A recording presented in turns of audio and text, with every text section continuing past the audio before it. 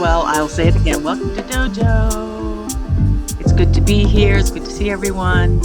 Um, um, my little individual airship is still on a mountain in the Rockies. No, it's not Rockies, Smokies. I'm smoking out, and we're having a lot of like beautiful like weather. It's like cloudy, smoky, amazing cloud formations, and it's just not really been hot and sunny. It's been very cold, kind of cool. And so I know that we just went through this teeny tiniest little strawberry full moon. I've never heard in my lifetime a teeny tiny full moon. And I've heard more than I've ever heard before. Super moon, super moon, super moon. And then we had tea tiny moon. So anywho, I am out of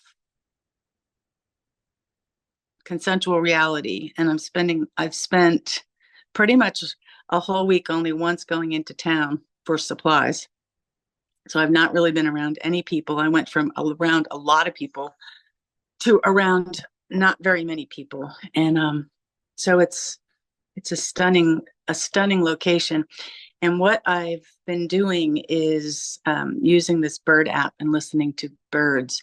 So this, I don't know, James, where you live in North Carolina, but the birds are like, we have the buntings, we have scarlet tattingers, these these tropical colored birds. Now you cannot see them, but you can hear them.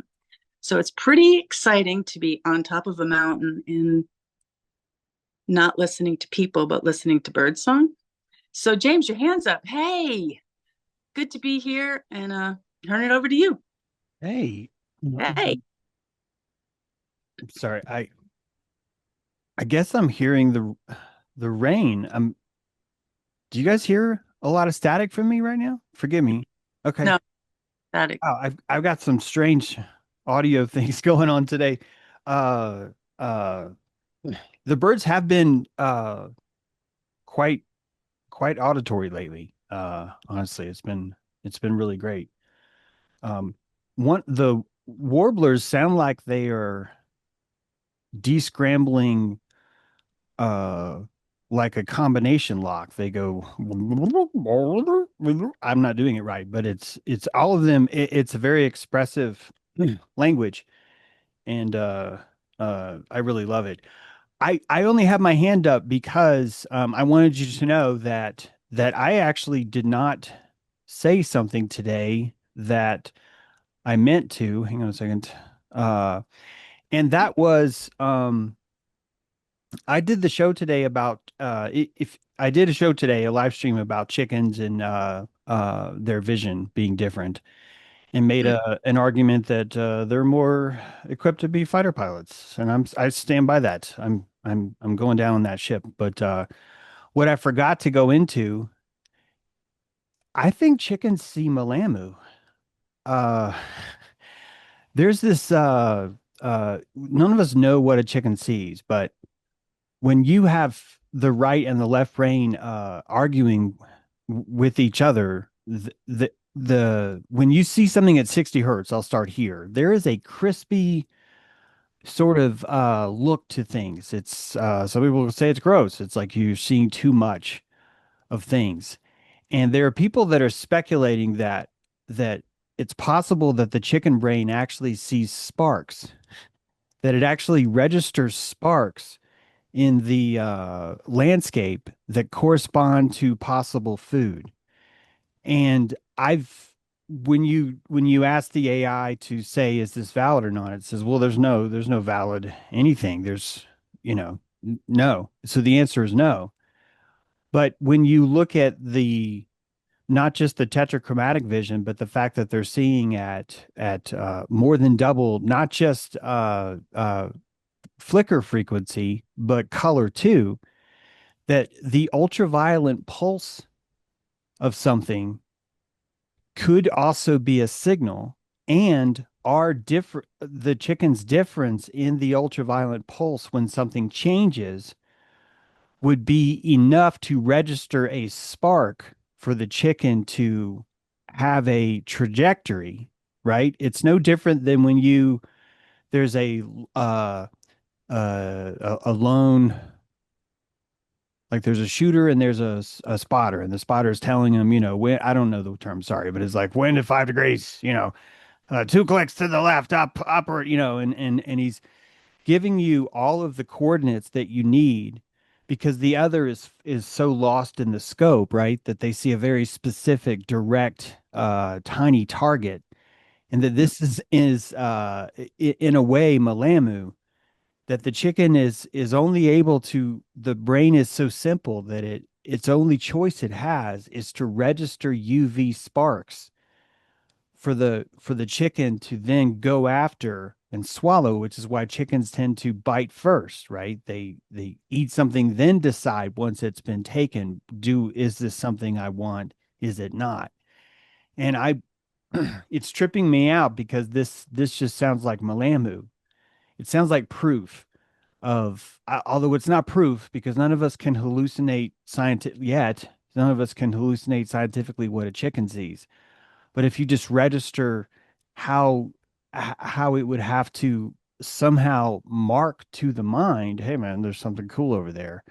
You and I are doing the same thing with beauty, sort of an absentia of Malamu, in the sense of if Malamu was originally terrifying splendor, the chicken is seeing a world that is terrifyingly splendorful, right? And worms have a less terrifying splendor to them, don't they? That the emergence of, hey, that worm's going to taste good is actually a glow of the absence of terror. So charisma and terror are just on the same UV spectrum. One is charismatic, one is terrible. And the UV between them, there's a vibration between them that you and I feel, but our social reality does not have a context for it. Every time we try and break through the egregore and say we can see this, we use the word aura and people laugh and they're like, no, that's not true, and blah blah blah. It's a hallucinatorial block that we have for strategic reasons, that some of us do want to see this and some of us do not. So uh if you just sort of take that and place it at the end of the live stream, it's not that you have to watch the live stream to be here, but it's really tripping me out the more that I see the other world kind of resonate with these ideas of vision that aren't necessarily related. This is a chicken vet who's saying this, someone who just, I guess you guys know what a chicken vet is, but someone who veticates chickens. Yeah, we'll say that. And that this is his only take, is that, it's not really, it's interesting to be able to pull these together. This is Ni, this is Malamu, this is the shimmering Sumerian terrifying splendor that someone in charge has, that they're in charge literally is visually scopable. It's visually seeable in the spectrum. And this is fascinating to me. That's all I got. Well, your live was really good, James. I was always kind of comical about the magical instruments of a horn. What does that mean? And I always personally relate to things, but I have one eye that sees close up and one eye that sees far away. It's just natural. Like my eyes just did it. So I don't need reading glasses and I don't need far away glasses. But the weird thing is I can't see like medium, and I cannot see in like going into like a Walmart with all that fluorescent light. I can't barely see. So I'll have to bring things up like this to like identify.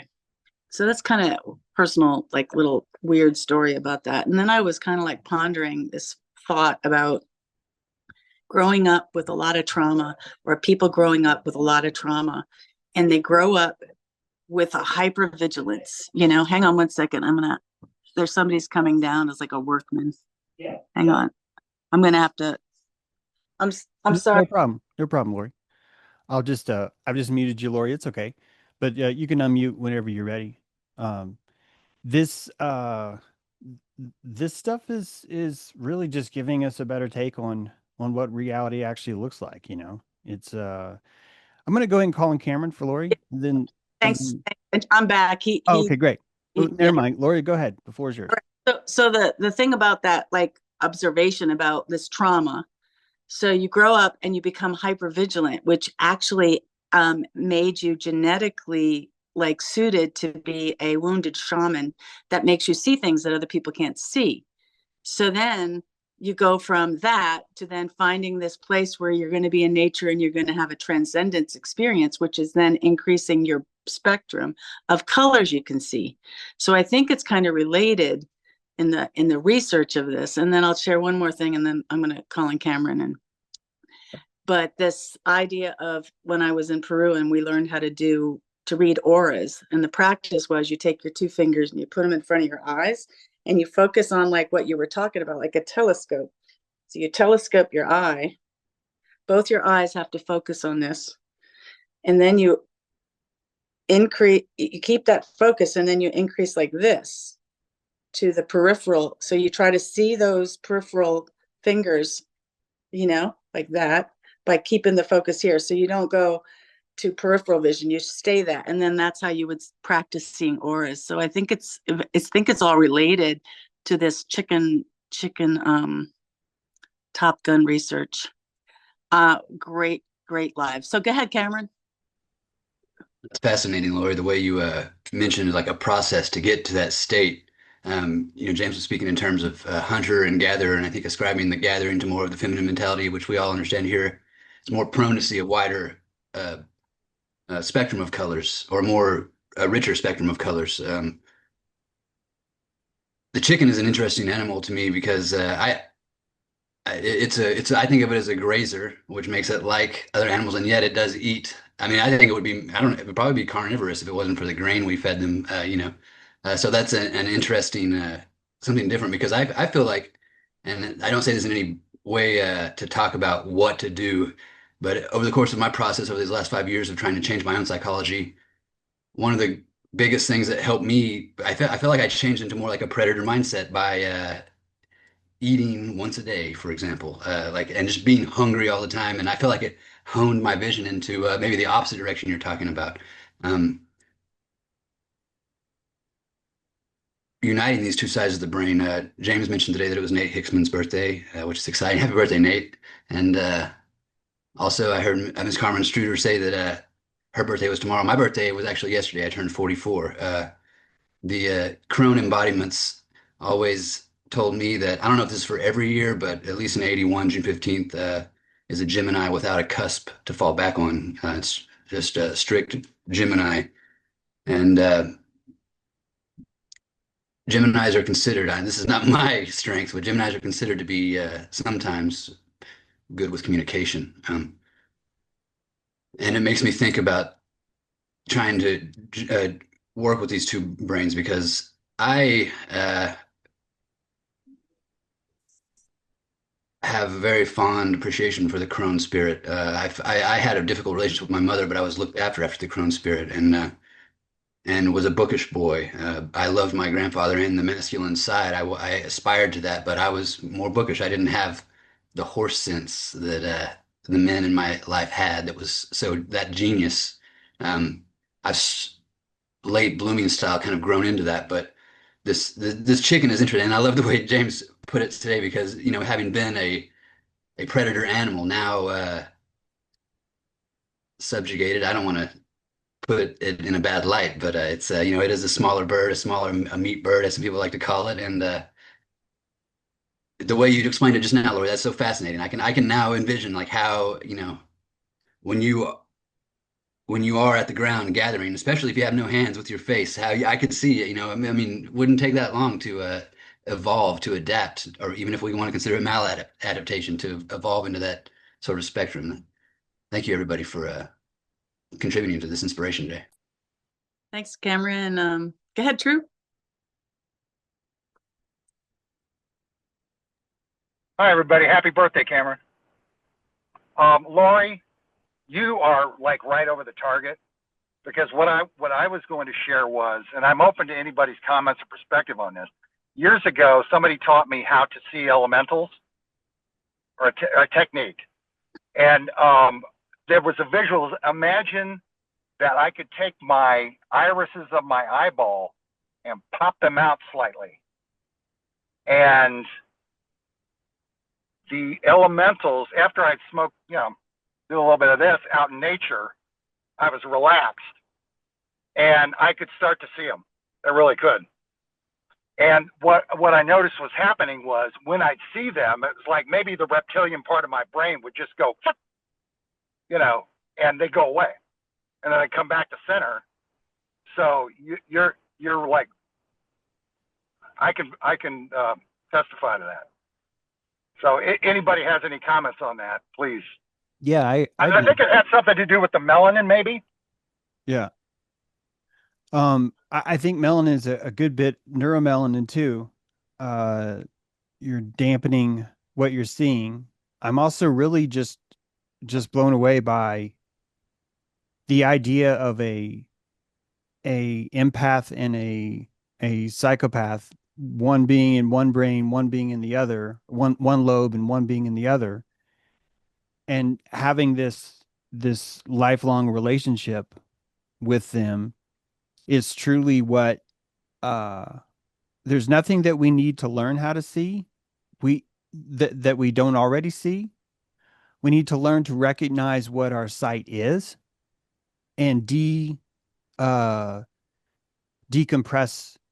the signal, decompress more from that source, and make it socially okay to visualize it.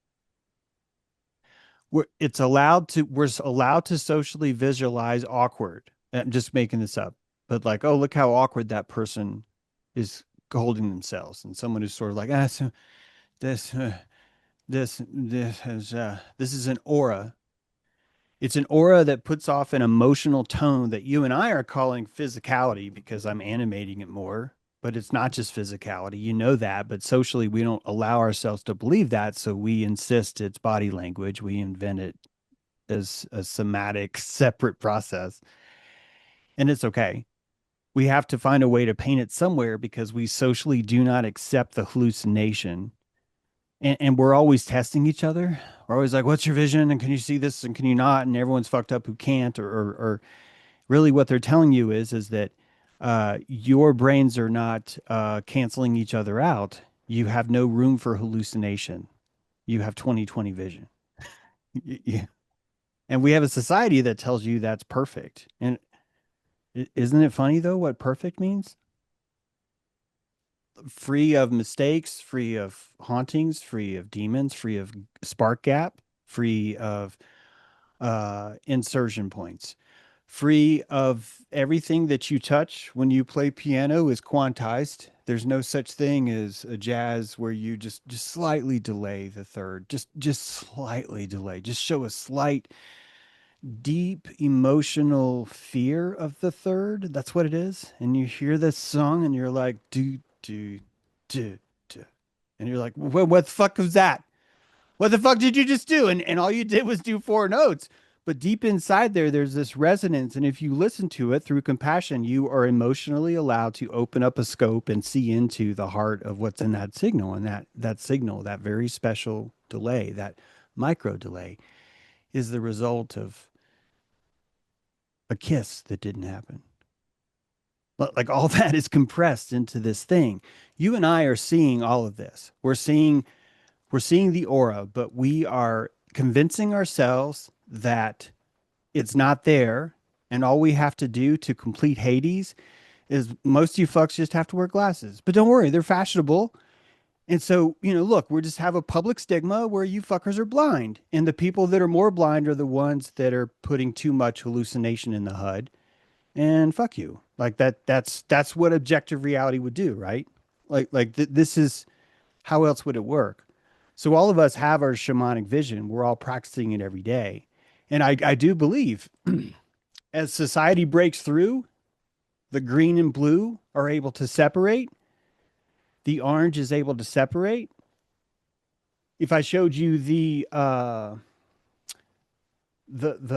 color spectrum that is broken down, that we learned that orange and blue were the newest colors.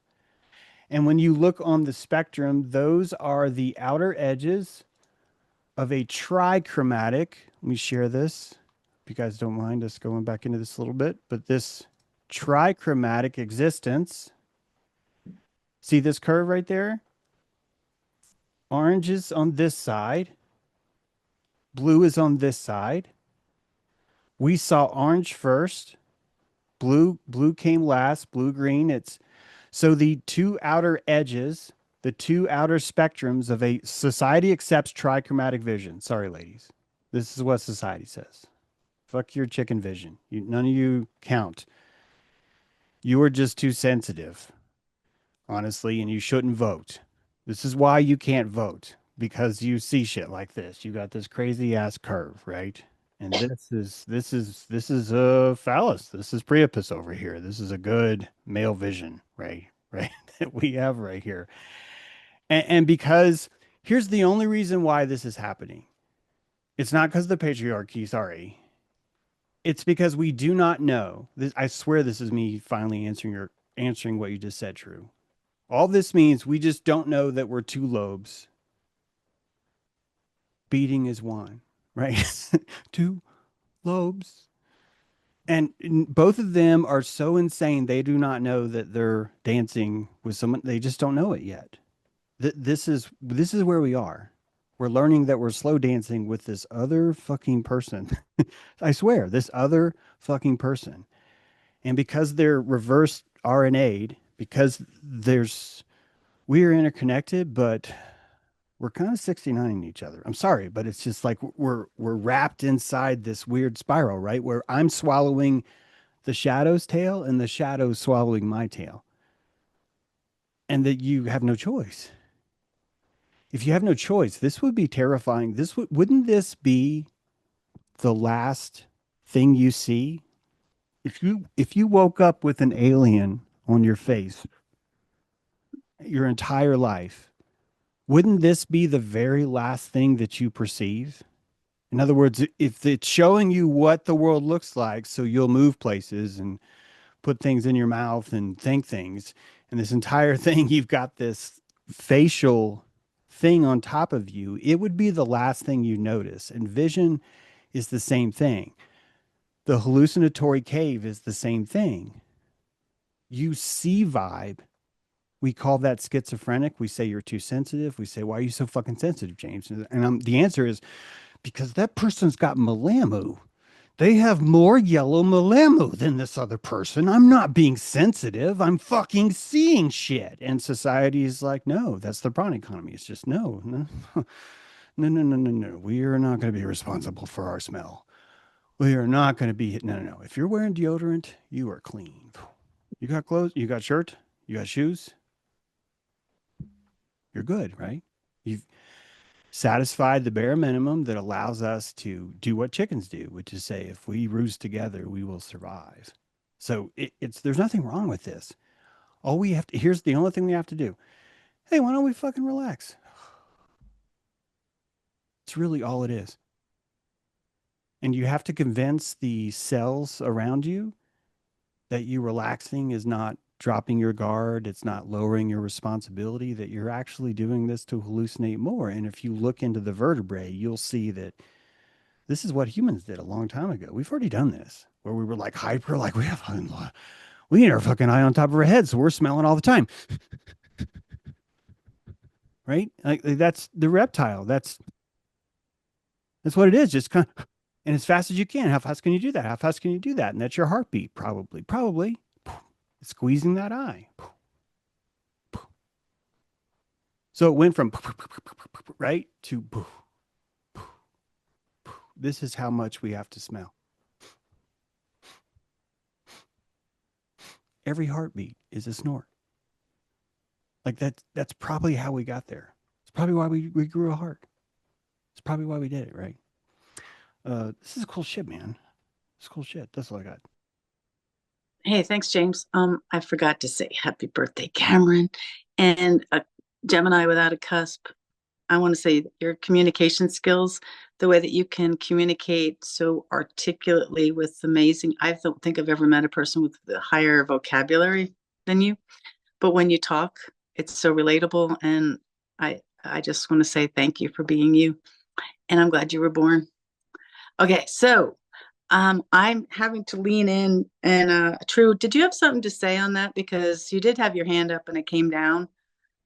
No, I was complete. That was really a great insight. The only thing I would say is it it does. Once I had the confidence to do that, it would show up in different ways. Like the place where I live, there's this little vortex of leaves, and I start talking to it, and the leaves start responding in a certain way. It's just fun, And I have confidence that there's a little sprite there talking to me. I don't have to see it. I can feel it. So that's all. That's really cool. I saw a little video where a guy was talking to the tree and they asked the tree to come and kiss his face. I don't know if anyone else saw that. I don't know where it was, but it was just amazing. It was just that I did see that. Yeah, that it was amazing. cool. And Yeah. that the wind stopped and the tree just kind of went, oh. It was amazing. This is a Cool. perfect. I'm sorry, I know I'm talking a lot, but this is the perfect example of backwards reality. It is nothing wrong with this, but you could say ESP is a telepathic ability where you actively sort of masculinize the ability to read minds. You could look at telepathy in a very different way. It's just what you just said, True, just really knocks on it, because it's not that you told the tree to lean in. I mean, this makes sense. It's okay. I just want you. This just happens to be an example of what I mean by reverse reality.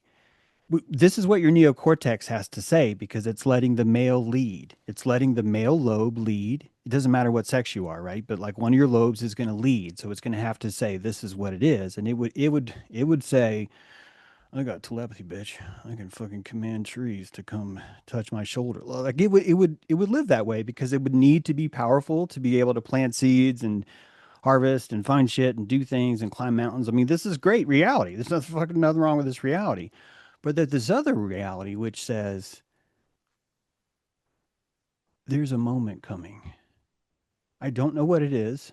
Intuitively, there's something special that would happen if I was to stand here and I would just sing the karaoke, and you would imagine that a tree is touching you, but it's a very passive experience. Do you understand what I mean? Reality wise, we tell ourselves that's what happened, but actually what happened is that the feminine, like, just need something to call it. Okay. So it's like the feminine says, move your parabola. You deserve more sun, right? So move your parabola this way. And I don't know how it works. Just fucking move it this way. And just wait. Just move it this way and wait. Just, it doesn't mean it's coming. It doesn't mean it's not coming. This is hard. Like, me as a male, I'm like, this sounds fucking hard, but it's probably what it is like to be that sort of parabola, that reflective radio receiver. And so you would just slightly move that way, then reality, and you get to say, well, he's going to fucking take credit for it. The macular's going to say, oh, I fucking made the leaf. But you're okay, because this is what it's like to be a plant. This is what it's like to be a tree. I sat next to a planted pot once for a few hours in Kansas City. I mean, I was on LSD, but it was this amazing imprisonment that blew me away.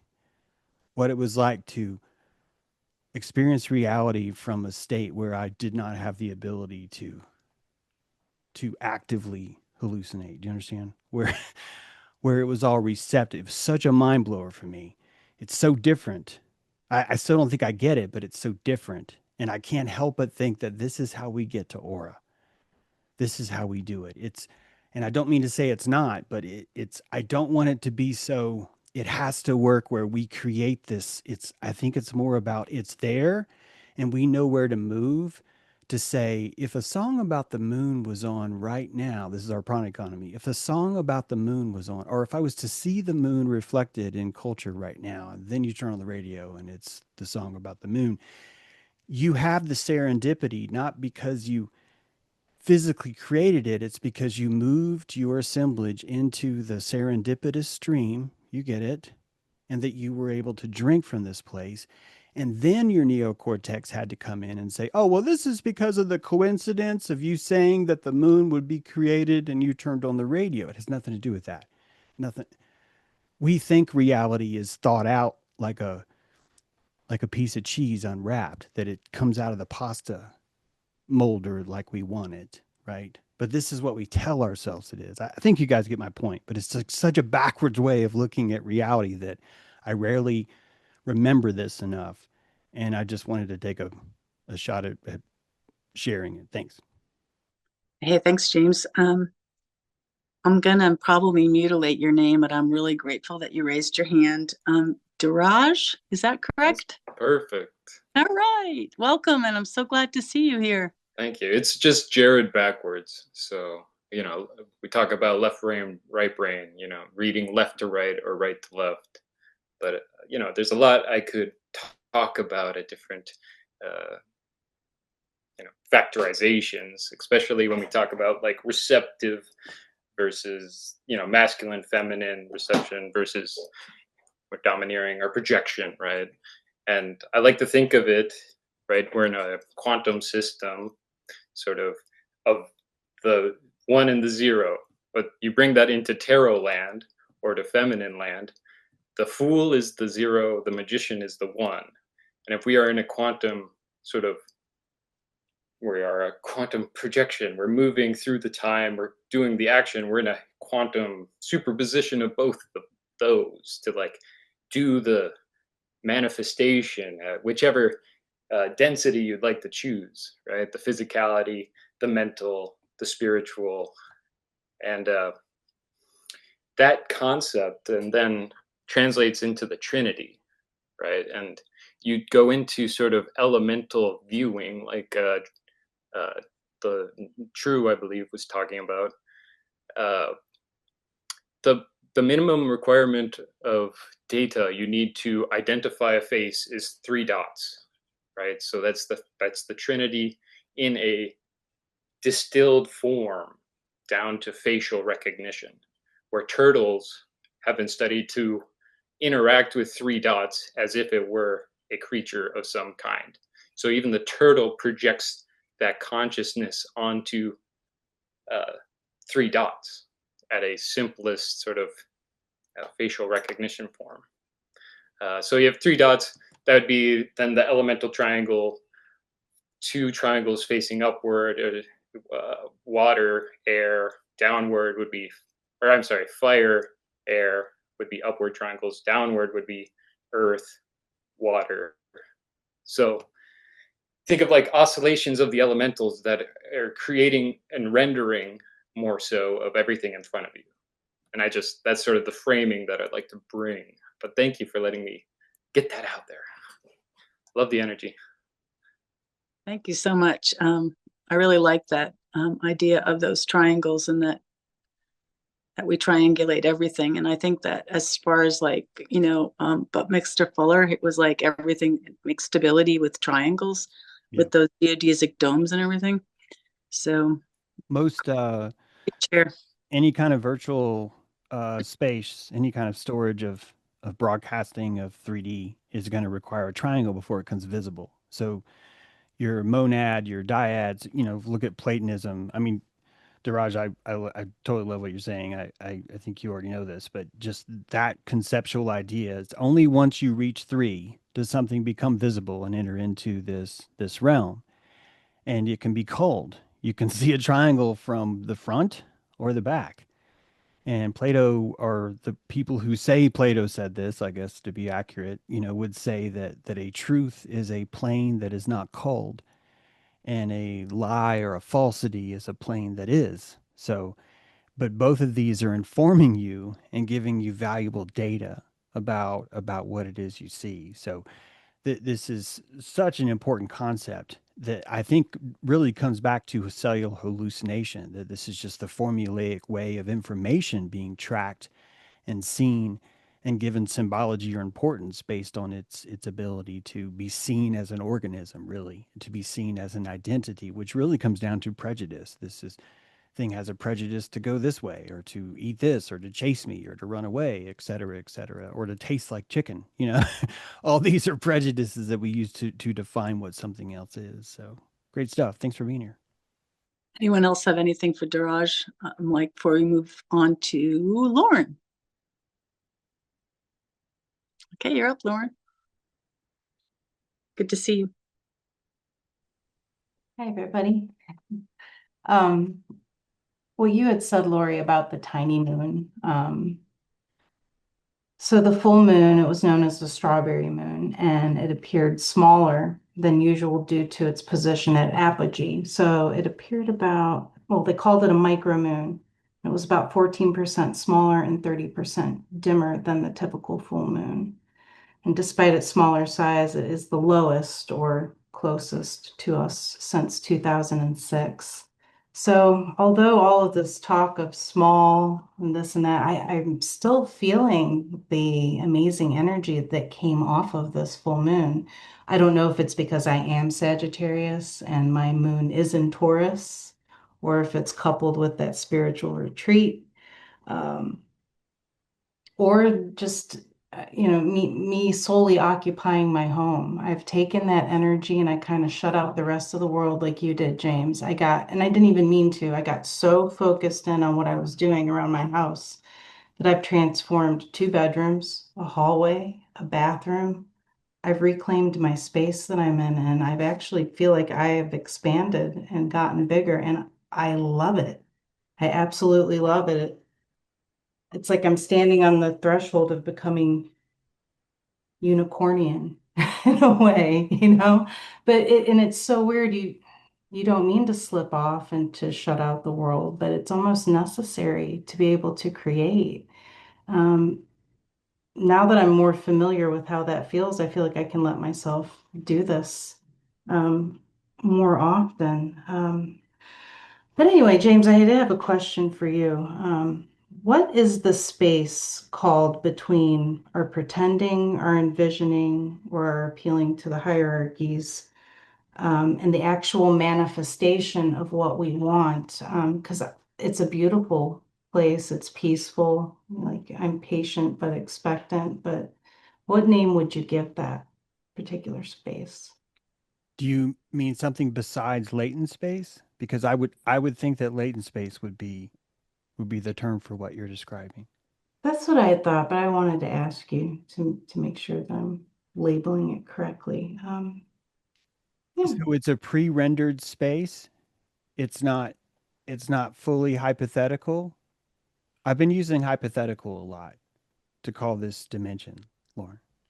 It's a, there's a hypothetical dimension which really is just the vector of where our z goes.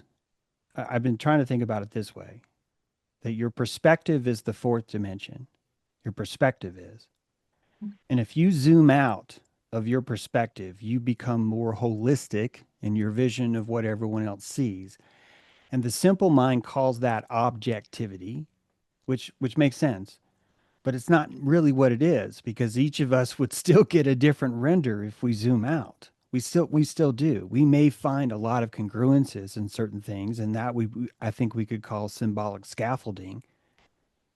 The math of noise is a mathematical formula. There's 4 different types of noise. There's Gaussian noise. I'm sorry, I don't know the rest. Just pretend like I just said them and you're impressed. But it's like different algorithms that are used by a computer to generate noise are naturally found. It's a natural mathematical formula. And if you, so the movies Terminator, Alien, Alien versus Predator, Predator, all the movies that are scary don't just utilize dark scenes because they're lazy. If you show a darker scene, you are putting more latency for the viewer to have. This is why the night is scarier, because the night has more latency. This is why shadow is a word that constantly means Jungian archetypal stuff, because it is a symbolic place where latency exists. So, if you're practicing magic, you begin the spell in the hypothetical. The moment you utter the word, you place latency. Fiat is a declaration of latency. You've assumed that you can declare something. You've assumed that you have the power to let it become something. So the moting itself is a calling of latency. It is an erasing of the board. But the board is that fuzzy chalk-like substance. You don't know what you're going to draw yet. You are watching the pencil move. So all of your creativity is the manipulation of the latency that's there.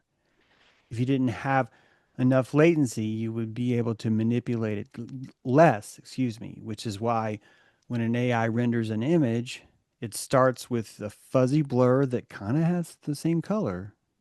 And you're sort of seeing the same color, and you're like, are you slow rolling this image to me?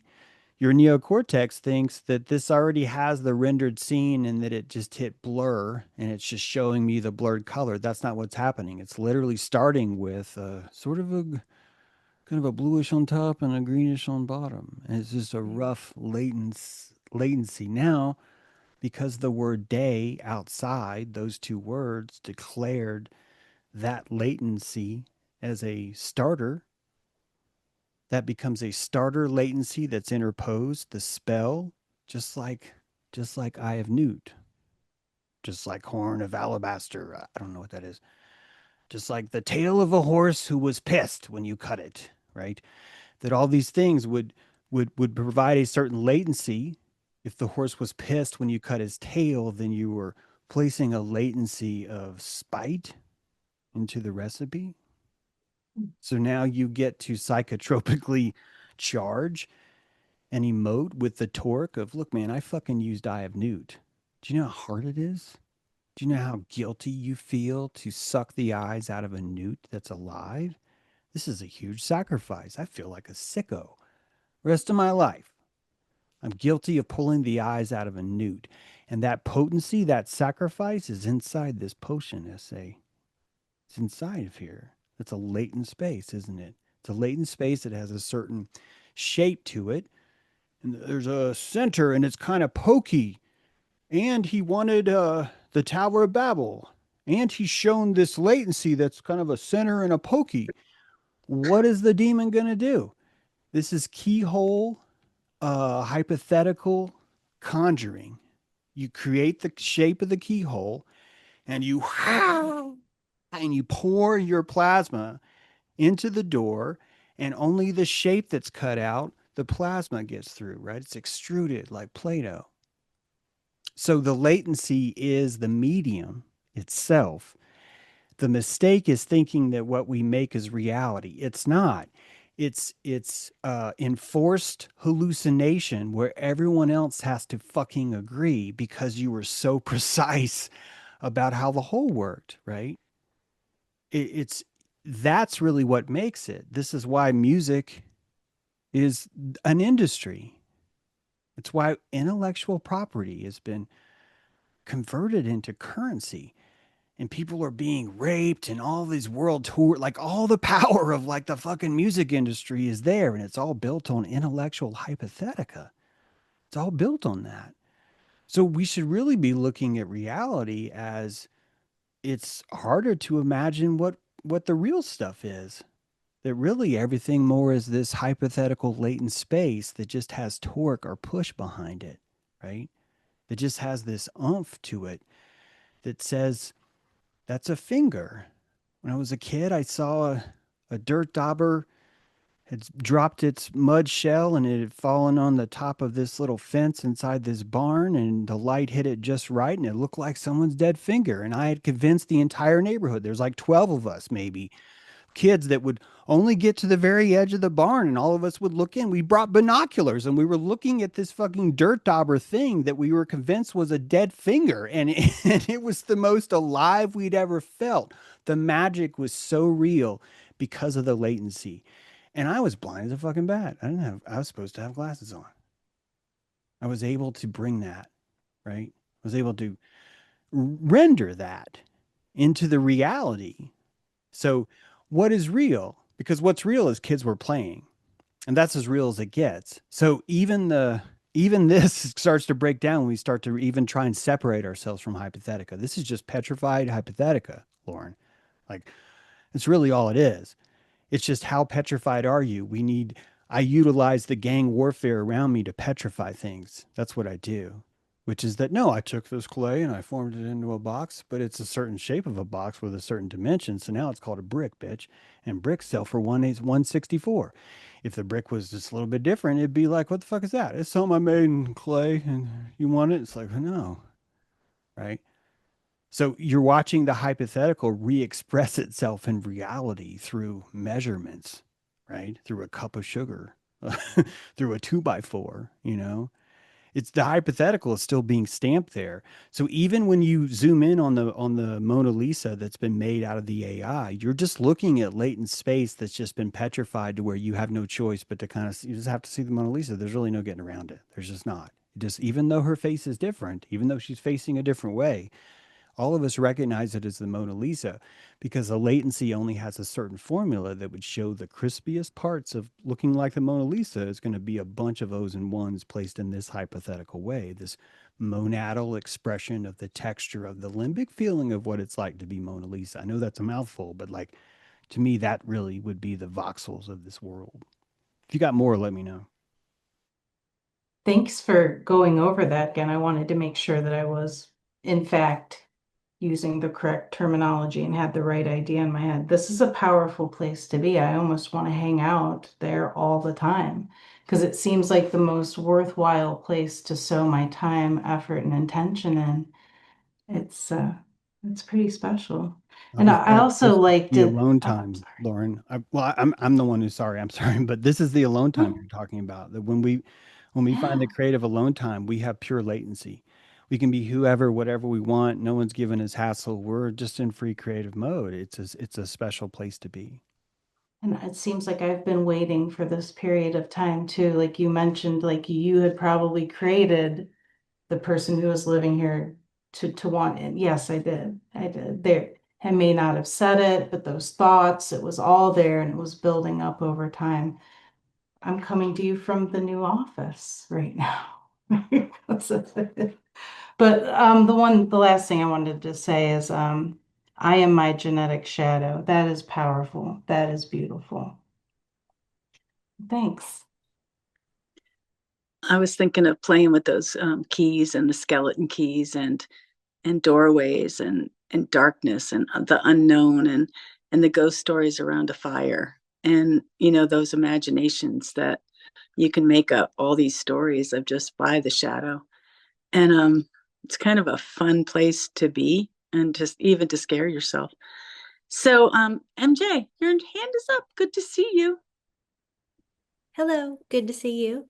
And congratulations, Lauren. Your office looks great. And I'm a Sag moon, so I really felt like this moon was huge also. I'm still feeling it.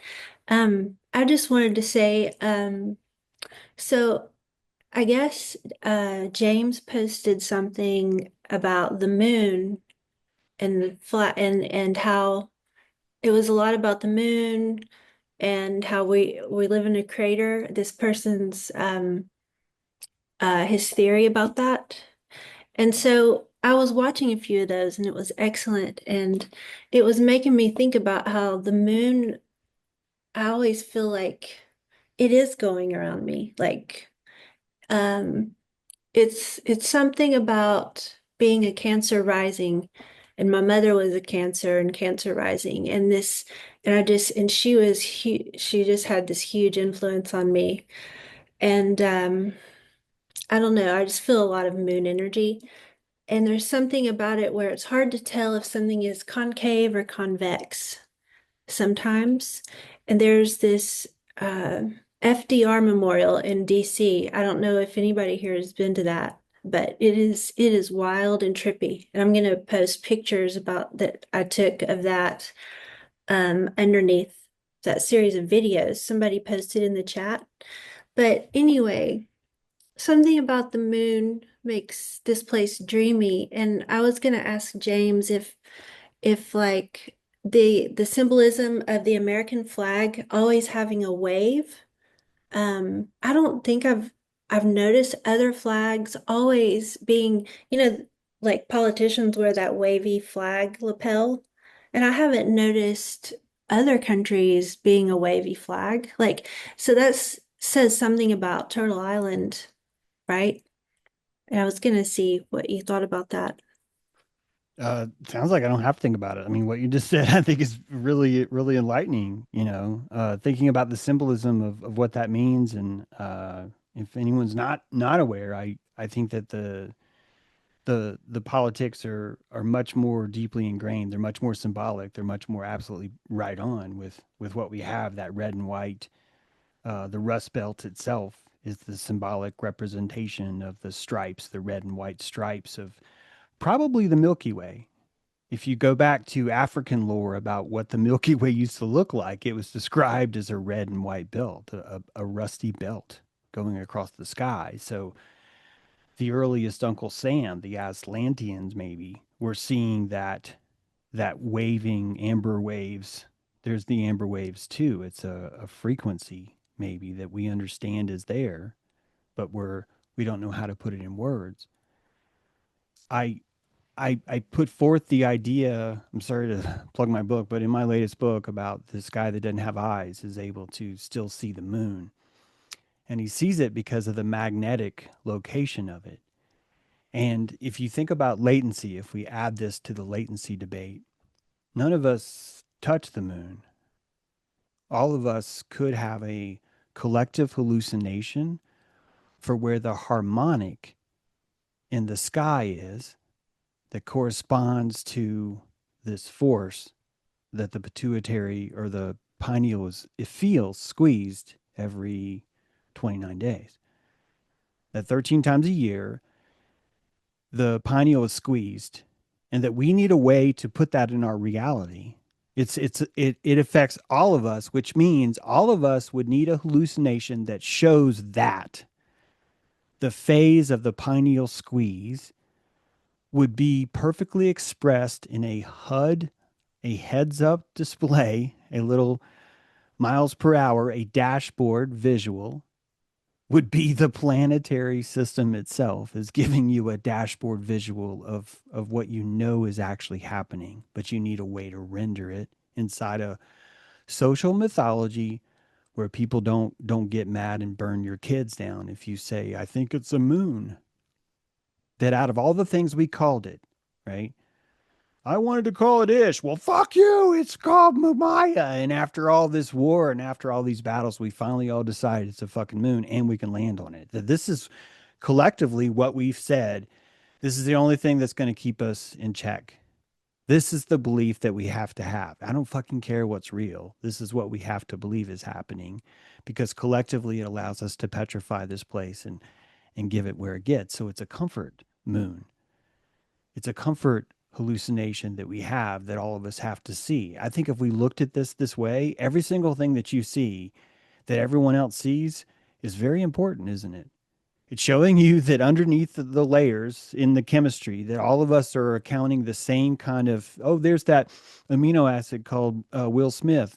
There's Donald Trump, and there's the moon, and there's the sun, and all of us are seeing the same thing because we're hallucinating the exact same thing, but we've collectively forced each other into it. This is why we see the world the way we do right now. The biggest thing that's broken through our world, honestly, is a global mycelium. The ability for us to see, not to pick on the moon, but the ability to watch how Japan claimed to land on the moon or the Chinese claimed to land on the moon or we did, and to watch the differences in all those. It's really hilarious. It's hilarious because all we can do is laugh because the petrified illusion, the latent space is torn apart because we're too connected. We need a different latent space now. We need one that has a better longevity to where all of us can hallucinate the same, which means we're probably shaping our world every single second.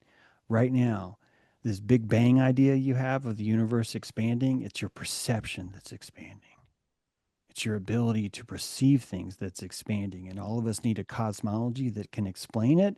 But can we keep it scientific inside a church that doesn't feel like a church, that it just kind of feels like a reality? And then we need to create religion on top of that to make the part that science feel more real, because it's not underneath the church of science. So we need a layer of that. And then on top of that, we need a layer of heathen. And then we need a layer of non-belief. Then we need a pharaoh layer. Then we need clothing. Then we need society. And all this would just be the layers of latency. It's all latency. It's just petrified into something where we don't get killed if we think that way, you know? That's all I got. Oh, wow. Well, supposedly my father's name is on the moon because the lunar module landed on the moon and he had signed something that went to the moon. And I was thinking about like growing up with all these names. It was the Apollo mission. And then there was the Gemini and there was the Saturn rockets.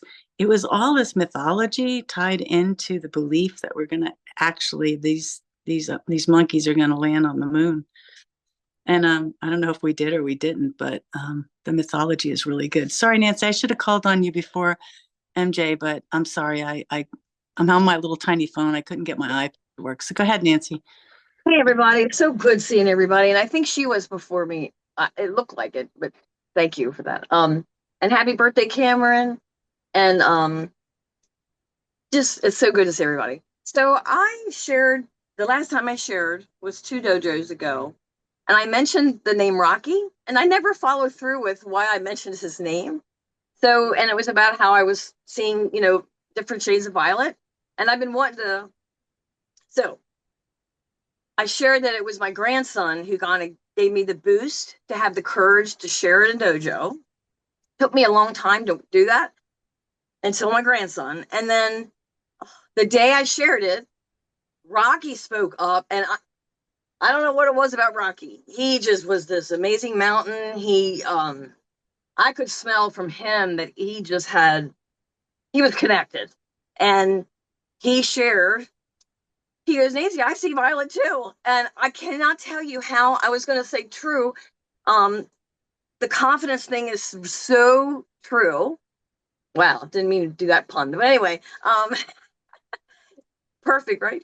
And it literally, I don't know what it was about Rocky, but I have not had any doubt since he kind of helped me embrace that.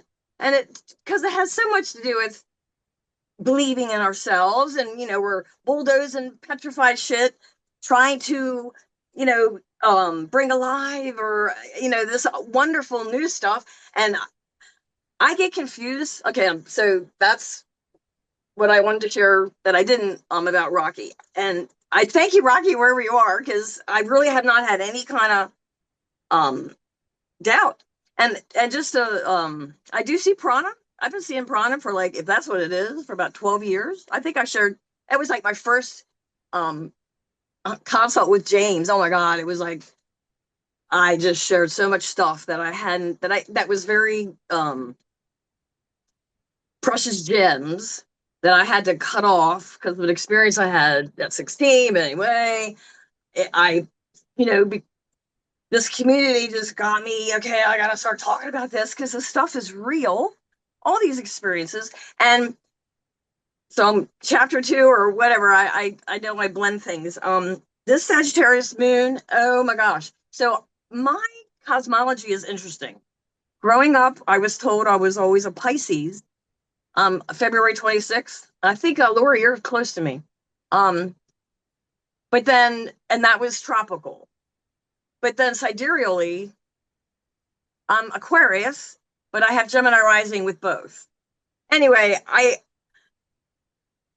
I'd like to get to know more about me through that, but I am so into this, I want to know what, I want to like kind of recognize what are my cosmology calligraphy telling me.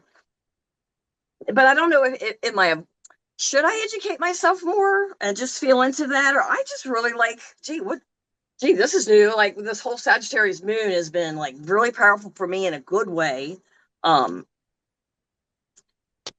I'm getting more creativity and, you know, just thoughts and ideas with my painting. Yeah. Anyway, I'm done. I'm feeling this excitement. Like I'm this little kid again. And you guys are like the only people I can like play with.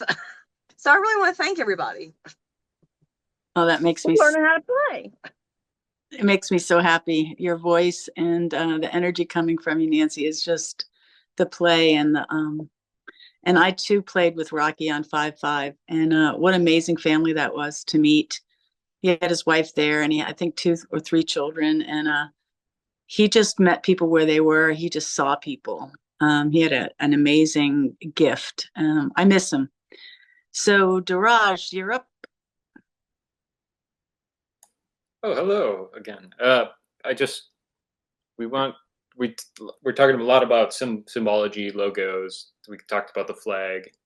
Sort of, we're talking about masculine, feminine, within, right? Within and without, how that factorizes out into the external. So like scalar waves, if we're talking like sorry, you have 2 waves colliding at a center point of the toroidal field. Yes, and there's determinable center points of where your 2 eyeballs, where your light collector vehicle, is intersecting, and sort of tapping into that 0 point on the visual scale is sort of a projection into that quantum mirror, right? In which we think of like using glyphs or sigils to provoke an idea, the momentum lines of different practices of those, sigils, glyph making, sort of, that sort of magic with the K.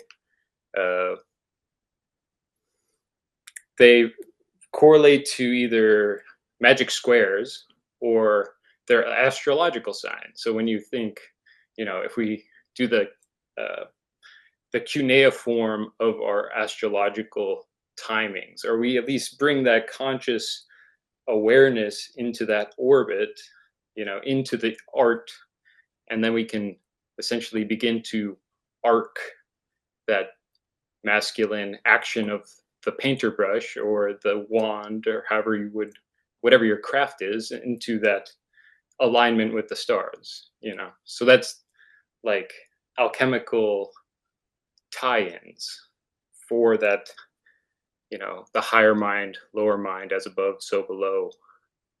And we can begin to determine the geometries that are inherent to the words that created, it's because words of creation, words, music, vibration would be the scalar, influence of a crowd.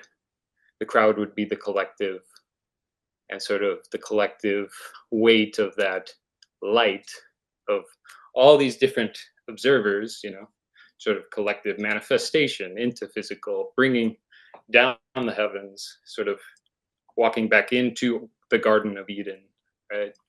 And so that's like ego disillusion stuff, and sort of the solidity of, your physical attachments into more the airy fairy sublimation. So that's like etheric sublimation if we think of 5 elements, right? As aether would be the plasmic rivers, momentums that would create the form in front of you, which those forms from the subconscious to conscious flip in the mirror. So then you have sort of the south node, north node geometries, in which you direct the energy then of that conscious awareness or attention.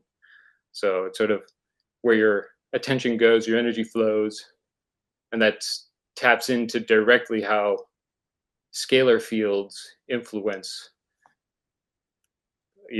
at least images in your mind, right? Because what you're thinking about, you're bringing up those geometries, or what you perceive those geometries to be. So there's a bit of natural resonance too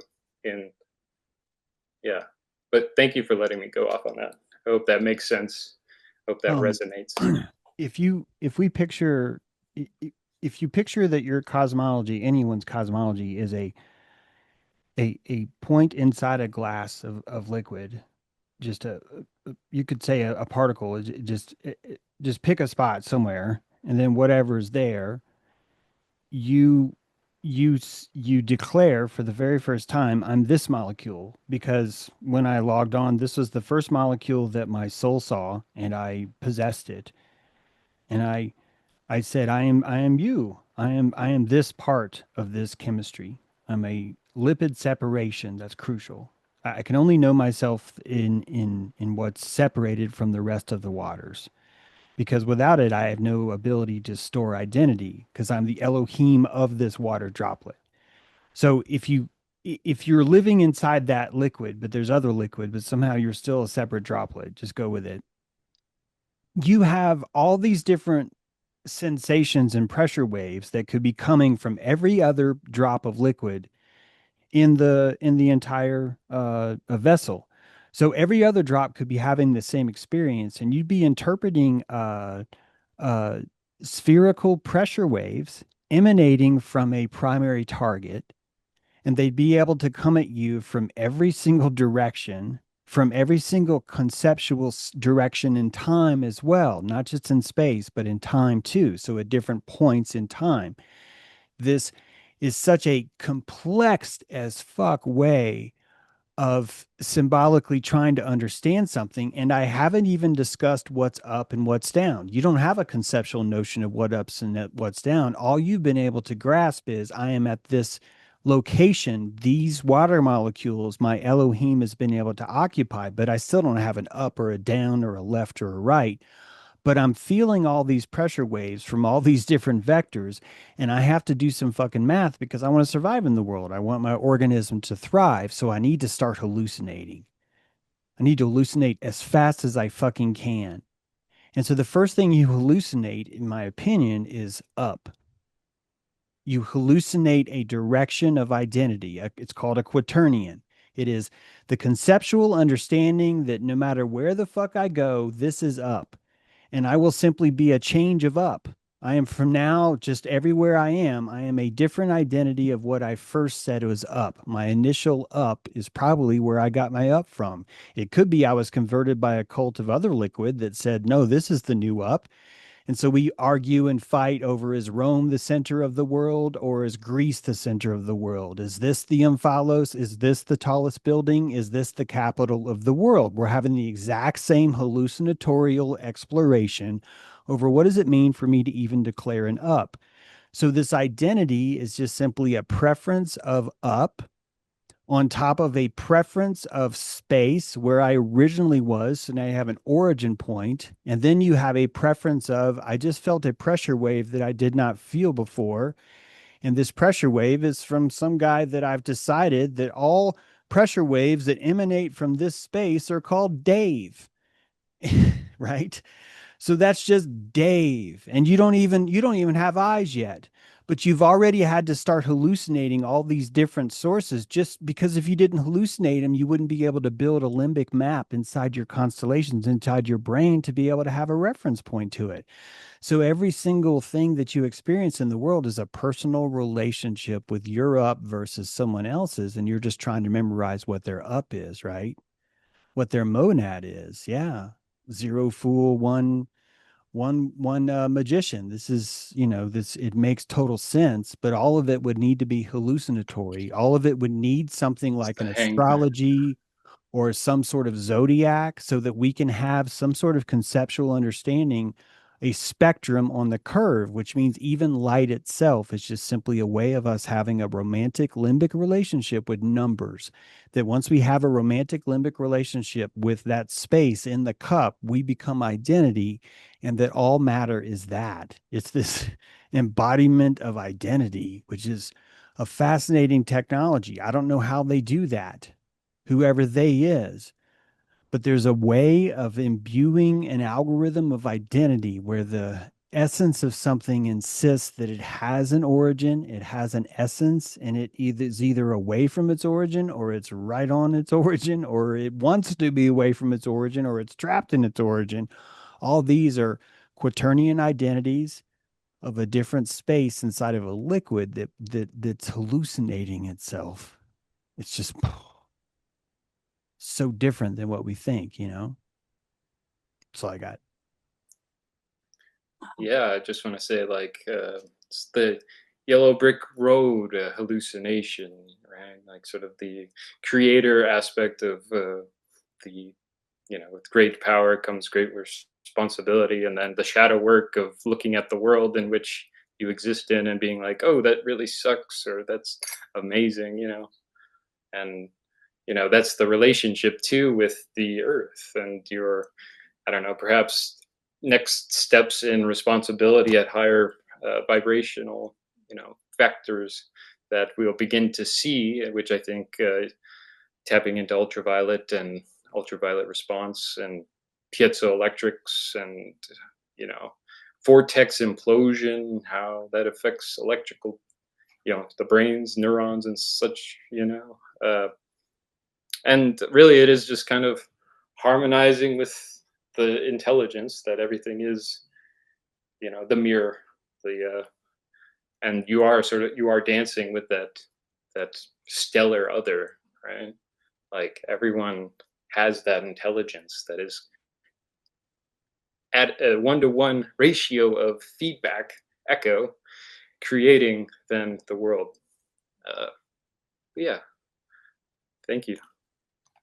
Thanks. I was thinking about quantum entanglement, and I was watching a documentary on Scientology and what happens in a cult and quantum entanglement, and these kind of orientations of what you resonate with and how that resonance can affect maybe your quaternions. I don't know, but I was thinking about when you're in resonance to, say, these trees you're talking to or the swirls of leaves, and you're in this place where you've created your space, your latent space, and you've reclaimed your home, and then you're casting this magic, this quantum magic. And then what, I think that what a beaked whale would do, it's like what isn't in resonance will be repelled. And it will be like a magic of, like, you're not like, oh, I don't belong. No, you're a beyonder. You're just, that's a quantum. That's like, you're not in quantum resonance with it. It is repelled. It's so it's a master maker of this space. Oh, I'm writing down who's next. Sarah, you're next. Hi, y'all. Okay, I have to start with a trick I used to play in sixth grade, and I was reminded of this when James was talking about the dismembered finger thing when they were a kid. So I don't know where I got this from. Must have been popular at the time. You would take a one of those little white jewelry boxes. It's cardboard. You put a hole in the bottom that you can fit your finger through, and put cotton in and ketchup. You go around showing people your dismembered finger. So that was funny to remember that. On to the moon. So I have a friend who, while driving on one of his wheeler road trips, I think it was between like Utah and border in Oregon or California or something. And this is not someone who uses any mind-altering substances at all. He saw in his peripheral vision the moon, but it was spiraling like that circular loading symbol you get on your screens when something's loading slowly, like on my phone. And then when he looked directly at it, it appeared as we always all see it.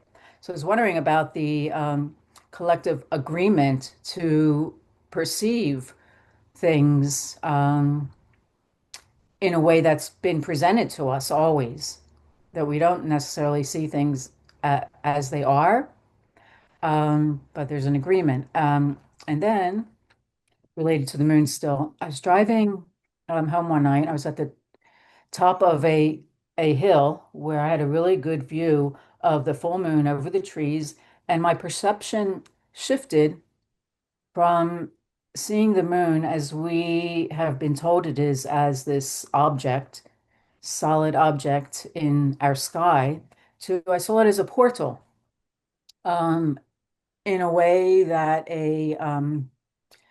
when you're in a movie theater and if you look back at the projector, if they still have projectors, well, in the usual sense, then you see that circle of light with the rays coming out of it. And I wondered if the moon is a portal.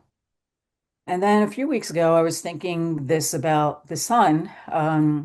After hearing somebody talk about this bifurcation that's happening, and you have to be able to, I guess, project your consciousness through the sun. You have to be able to go through the sun. And I was like, that's kind of like a mind bend to consider that. And then I remember hearing somebody suggest several years ago that beyond our realm, it isn't dark space, but intense light only.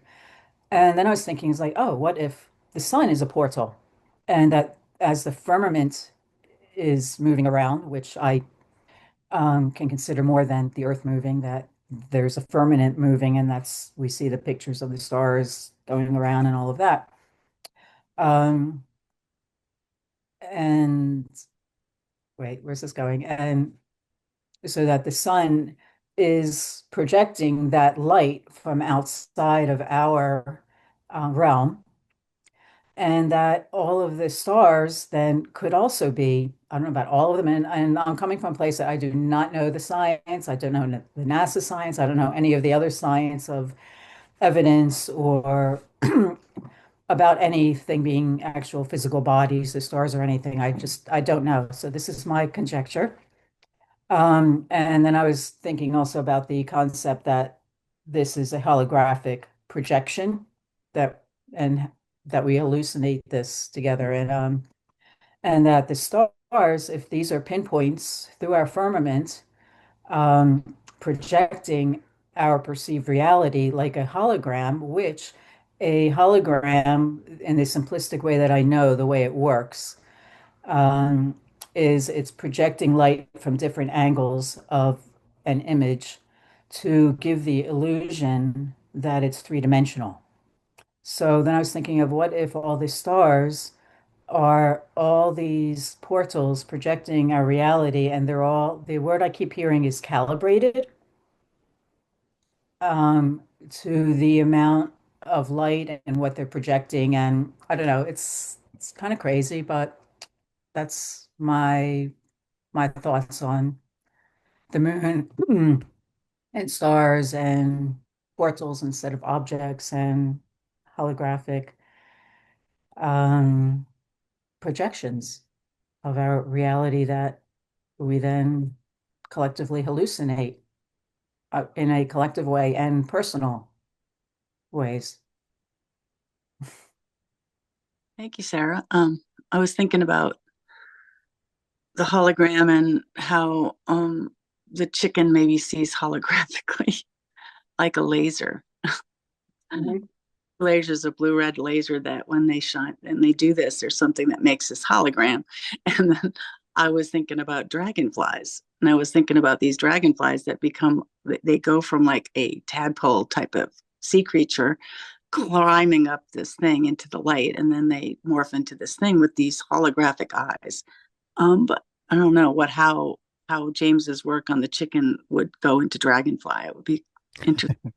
Yeah, I'll, I don't know that specifically, and I definitely don't want to change what I've just heard, because I think our cosmology is absolutely crucial to where we go. I do want to talk about the collective nature though of things, which is that probably probably what means being a human is that honestly we have certain hallucinations that we share, that it could be that this is actually part of it.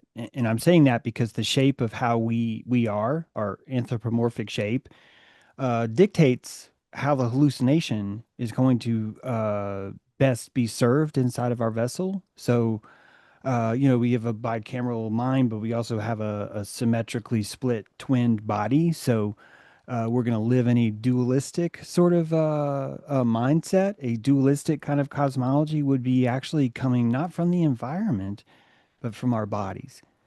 And it'd be very difficult for us to necessarily know that this is always informing our hallucination, which is why I think this coaxial sun, this is not a different idea. It's just that all of us see the sun.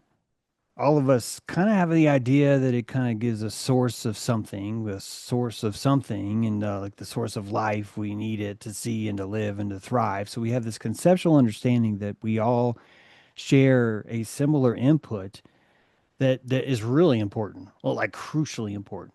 Literally lights all of our hallucinations and changes those differently throughout the day. It's a cyclical pineal squeezing where your pineal is being squeezed slowly through the day and then it's slowly letting go. If you think about it, that's really what's happening.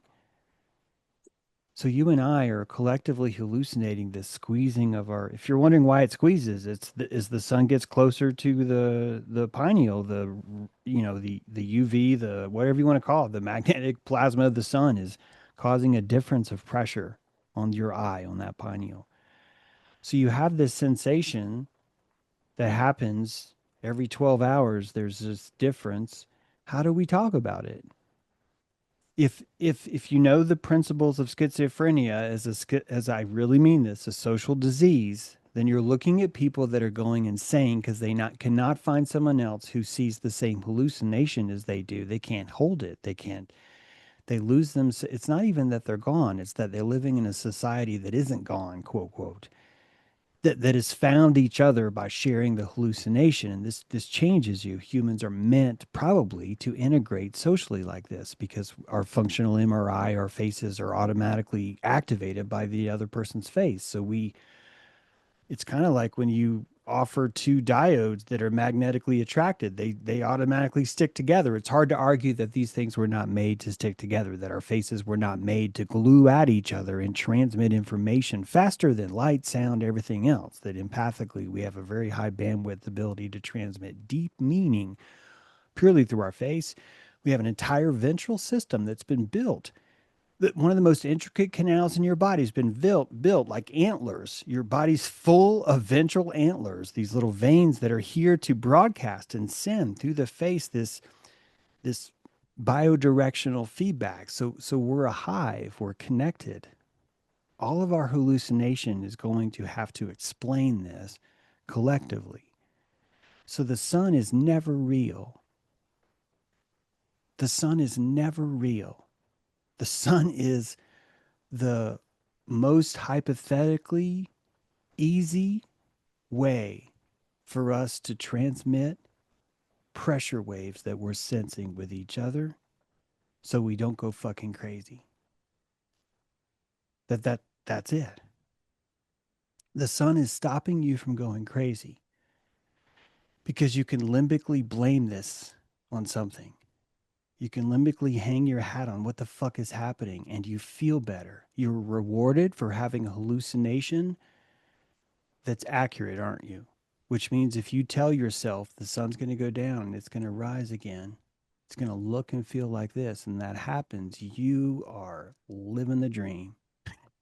You have pulled off something that, quite frankly, your body is going to reward you for more than anything else. So this is what shapes reality, isn't it? What hallucination can you survive? What can you pull oxygen out of this air? This is your reality. It's just so we have no control over it that we need to petrify the hallucination just to feel better. It's if we notice that all of us were relying on the bullshit story of everyone else collectively, it wouldn't feel as good. We gotta pretend that this is more legit than that. And honestly, all of it's pretend, so it helps. This all this does is make more milk. All this does is make us fatter, gives us more calories, this works. So human is a very special type of hallucinatory engine, isn't it? Like it really is. It would only function in that way. It would have to have these kinds of personality traits for it to even thrive, which would mean that the tenets of reality itself would have to be normalized so much where we would kill each other if we doubt otherwise. And that's what we do, isn't it? Like we fight more than anything else. We used to fight more than anything else over an invisible man in the sky. Now we fight over an invisible bomb in a suitcase. It's just the same thing. We're fighting over each other's idea that we could change the hallucination. No, you don't get to change it. I get to change it. No, you don't get to change it. I get to change it, right? This is, I think, closer to what reality really is. It's a it's a different kind of hive. It's a species that, quite frankly, you can't name because you're kind of just one little tiny node inside of the rest of it. It's a very stoic place to be, you know. It's hard to hallucinate that way all the time. That's all I got. Yeah, maybe the moon is also a collective, it's a group consciousness too, and the luminosity of going the crazy loony on a full moon, and the pineal's activity on it too. We have about 5 minutes left, you guys, and we have some new faces in the room. We have Zephyr. Hey, Zephyr, it's good to see you. We want to welcome people that haven't been here if they'd like to, say hey in our last couple of minutes. I know True's hands up, and if you want to just say hey. That's fine. Yeah. Anybody else want to jump in? Go for it. If not, we can let True close Okay. out. Yeah. Just real quick, and it goes back to the moon. The whole, did we go to the moon? Didn't we go to the moon? Okay. I started hearing about this stuff, I don't know, maybe 2007. And I'm going, I'm here. I don't know. But I was thinking when James was talking about the moon as a collective focal point for our agreement of reality. Going to the movie Interstellar. And I don't know if anybody's ever seen the movie Interstellar, but there's a scene where a teacher comes in to the main character's daughter and says, "We're concerned about your daughter. She thinks that people actually went to the moon." And the movie theater is absolutely quiet, and I just burst out laughing because I can see that whole paradigm, collective agreement shift at some point in the future, and people fight about it, and I don't think that's a bad thing. So that's really all I got. Yeah, that's happened in the past too, and we try and give it different excuses and different stories, and it's kind of lucky to go through the Corona gauntlet because you really just get to see how the hallucination is caramelized in the face of denial. That's all. And this includes you. This includes me. Includes me too, right? If you think about, this is why I think lies are so important.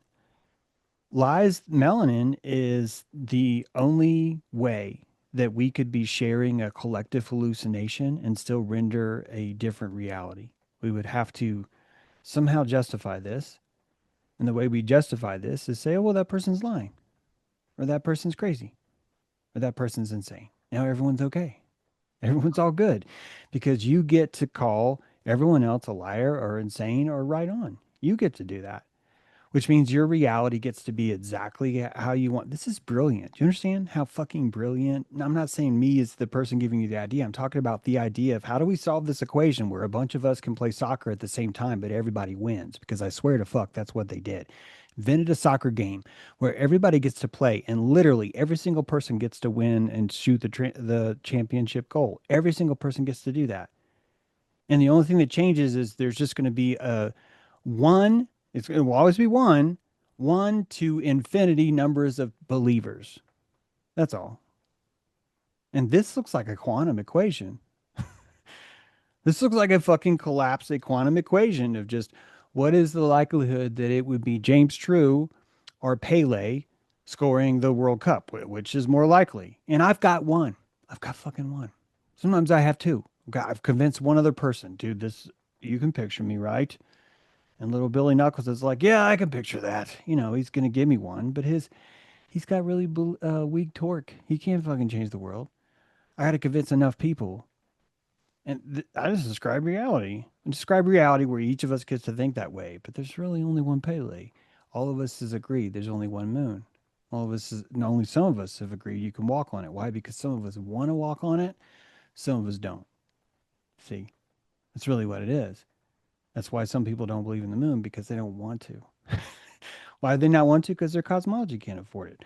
I personally started feeling better. I started feeling less schizophrenic when I noticed that the government lies to me. It made me feel better. It made me feel that I am okay.